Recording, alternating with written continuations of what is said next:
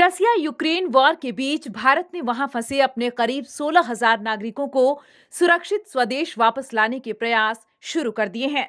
इसमें करीब 14,000 भारतीय छात्र हैं, जिसमें बड़ी संख्या भारत से यूक्रेन डॉक्टरी की पढ़ाई करने जाने वाले छात्रों की है। आखिर इतने सारे लोग इंडिया से यूक्रेन क्यों जाते हैं डॉक्टर बनने? दरअसल यूक्रेन में डॉक्टरी की पढ़ाई भारत से कई गुना सस्ती है।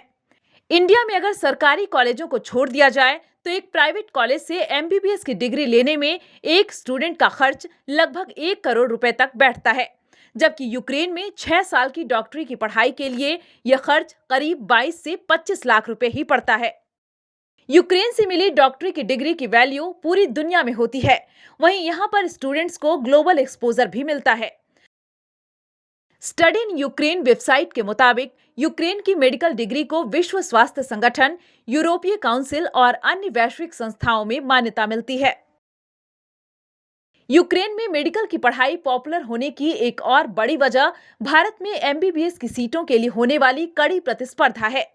देश में एमबीबीएस की करीब 88,000 सीटें हैं और इसमें भी सरकारी सीटों की संख्या लगभग आधी है, जबकि इन सीटों पर एडमिशन के लिए 2021 में लगभग 16 लाख छात्रों ने नीट की परीक्षा दी।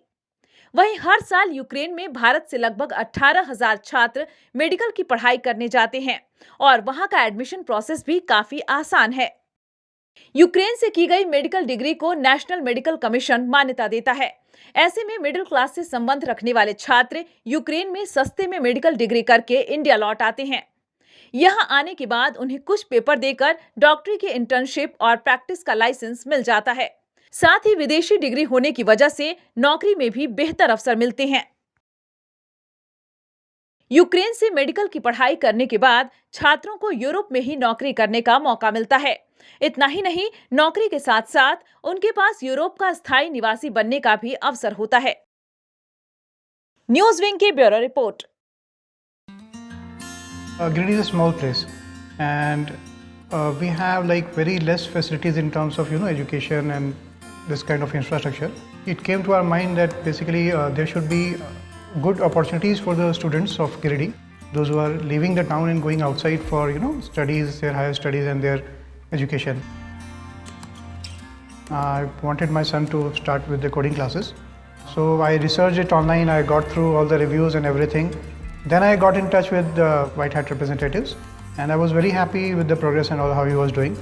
So then I thought that why not to implement it in our school so that all the students are able to learn this thing. I started coding because we can make our thoughts real. We can interact with the computer. White Hat Junior is helping me to create a web browser.